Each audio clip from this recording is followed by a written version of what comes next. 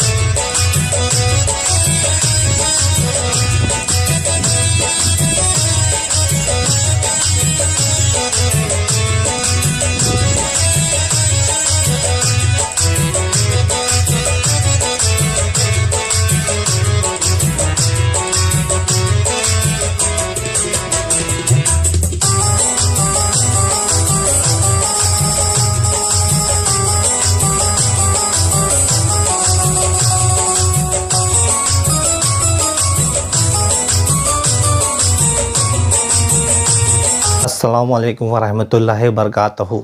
मैं सैयद शाह नसरुल्लाह हुसैनी सज्जादा नशीन बारगाह खुतबस्तानी बीदर की सभी अवाम से ये दरख्वास्त की जाती है कि 460वां उर्स शरीफ नबीराए हज़रत ख्वाजा बंदा नवाज़ रहमतुल्लाह अलैह हज़रत ख्वाजा सैयद शाह अली मोहम्मद महमूद हुसैनी अल मारूफ हज़रत ख्वाजा सैयद ख्वाजा खुतबस्तानी रहमतुल्लाह अलैह रोज़ा खुर्द बीदर शरीफ का उर्स मनाया जा रहा है।